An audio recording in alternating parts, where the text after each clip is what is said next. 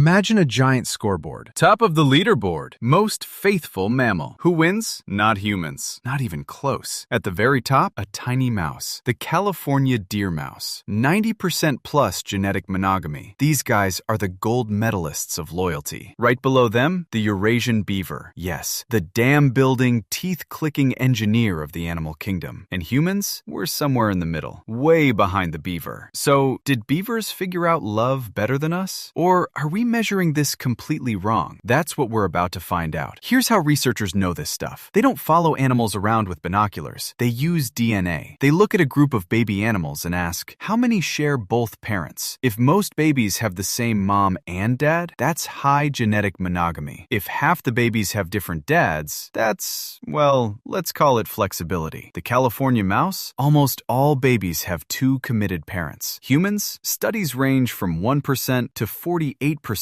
extra pair paternity depending on culture. That's a huge range, which means we're complicated. Chimpanzees? Bottom of the scoreboard. Almost every baby has a different father. So the question isn't, are beavers better than us? The real question is, why would any animal be faithful? Let's clear up a massive confusion. Biologists use one word, monogamy, for three totally different things. Number one, social monogamy. You live together, you share a nest, you raise kids together. But here's the catch. You might still sneak around. Scientists politely call that extra pair copulation. Number two, sexual monogamy. You only mate with each other, period. This is incredibly rare in mammals. Like 3 to 9% of mammal species rare. Birds are more faithful than us. Let that sink in. Number three, serial monogamy. You pair up for a while, break up, find someone new, repeat. Sound familiar? That's the dominant human pattern in many modern cultures. So, when someone says beavers are more faithful, they usually mean social monogamy plus low cheating, which is true, but not because beavers are romantic, because it works better for survival. Let's actually stick with the beaver this time. The title promised beavers. Why are beavers so loyal? Two reasons. Both are brutally practical. Reason one, dams are a two-person job. One beaver cannot build a dam, maintain it, watch for predators, and raise kits. It's impossible. A beaver that cheats, its dam falls apart. Then it gets eaten by a wolf or a bear. Cheat, and it's a death sentence. Reason two, kits need two parents for years. Beaver babies stay with parents for 2 years. That's long for a rodent. Dad helps defend territory. Mom teaches dam repair. Older siblings babysit. Beavers aren't faithful because they're morally superior. They're faithful because unfaithful beavers die and don't have grandchildren. That's evolution, not romance. And here's where it gets interesting. Our closest relatives, chimpanzees and bonobos, are total promiscuity champions. Chimps, males fight to mate with everyone. Bonobos, they use sex to say hello, goodbye, and sorry I stole your fruit. So humans are the weird ones. We form pair bonds. We get jealous. We have weddings. But we also cheat. What happened? Two big things in our evolution. First, our teeth shrank. No, really. 4 million years ago, early hominins like Ardipithecus had smaller canine teeth than other apes. Big canines in apes are weapons for fighting over mates. Smaller canines suggest males fought less and cooperated more. Second, human babies are useless. I mean that with love. A baby chimp can cling to its mom in minutes. A human baby is a helpless, screaming potato for years. Raising one human child takes about 13 million calories. No single mom could do that alone in the wild. So the moms who had help from a partner, from grandparents, from aunts, those babies survived. The lone moms didn't. Evolution didn't wire us for perfect beaver-style fidelity. It wired us for social monogamy with backup options. That's the messy, flexible human way. So back to the title. Are beavers more faithful than humans? Genetically? Yes. By the numbers, no contest. But here's the twist. Beavers don't choose to be faithful. They have no other option. If a beaver had human freedom, it might also mess up. Humans, on the other hand, have instinct and choice. We feel the pull to pair bond. We also feel the pull to wander. And then we have culture, religion, promises, and love to navigate all of it. That's not weakness. That's complexity. The beaver wins the scoreboard, but the human gets to look at the scoreboard and say, yeah, but I decided to stay. That's the real difference. If you made it this far, you're the kind of curious person who likes answers that aren't simple. Hit subscribe for more weird science stories and comment below. Would you rather have beaver-level loyalty or human-level freedom.